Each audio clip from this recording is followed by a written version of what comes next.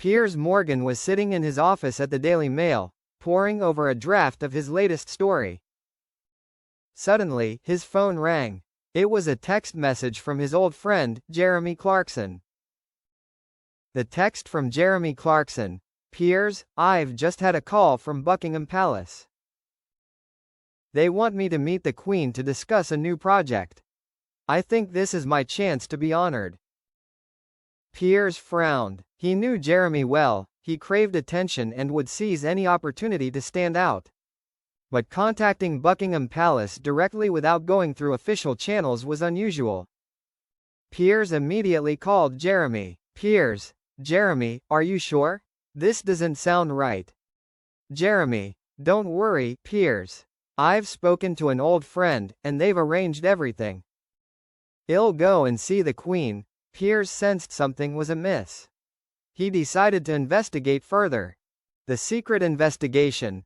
Over the next few days, Piers quietly investigated the meeting between Jeremy and Buckingham Palace.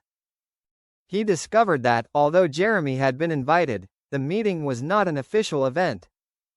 In fact, it was just a social gathering between two old friends. Piers was even more concerned when he learned that Jeremy had used this relationship to claim that he was about to be honored by the Queen. This not only misled the public but also tarnished the image of Buckingham Palace. The direct confrontation. Unable to sit still, Piers decided to confront Jeremy directly. He went to Jeremy's house late one afternoon. "Piers, Jeremy, what have you done? You can't use your relationship to create such false rumors." "Jeremy, I just want to be known more, and if possible, to be honored by the Queen." "Piers, but you have damaged the reputation of Buckingham Palace and made people misunderstand." "Jeremy, I don't think so. I am just taking advantage of the opportunity." The conversation became tense. Piers felt disappointed in his old friend. Consequences and lessons. After the meeting, Piers decided to write an article condemning Jeremy's actions. The article was widely published and received a lot of attention from the public. Meanwhile, Jeremy faced criticism from the public. Many people felt disappointed in his actions and thought that he had taken advantage of his relationship to achieve personal goals. This story is a lesson about not taking advantage of relationships to create false rumors. It also reminds us of the importance of maintaining integrity and ethics in all our actions. Overnight, the headlines of Piers Morgan's article were all over the news. Clarkson and his limitless ambition, the dangerous game of fame. Twitter, Instagram, Facebook, everywhere was filled with harsh comments. Some people supported Piers for speaking the truth without fear of offending, but many loyal fans of Jeremy also fought back. Clarkson is just doing what everyone else does, taking advantage of the opportunity. Why is Piers so harsh? Meeting the Queen or not, it doesn't matter to anyone in the end. Amid the public storm, Jeremy Clarkson remained calm. He appeared on a Friends evening talk show, the host Marcus Reed, with a half smile, a glass of brandy in his hand, as if he were in an old Top Gear episode. Jeremy said bluntly, "Piers Morgan? He's an interesting person, if you find it interesting to eat other people's fame." The whole room burst into laughter. But it only lasted a few seconds. Piers was watching too. And he couldn't hold back for long. The next morning, Piers didn't post a new article.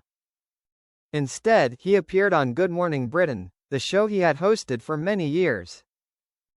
He looked straight into the camera, his voice calm but sharp. "I don't speak out to be right. I speak out for the truth. There are some things that fame can't buy, public trust is one of them." There was a round of applause. But this time, there was something different in Piers's eyes, not anger, but regret.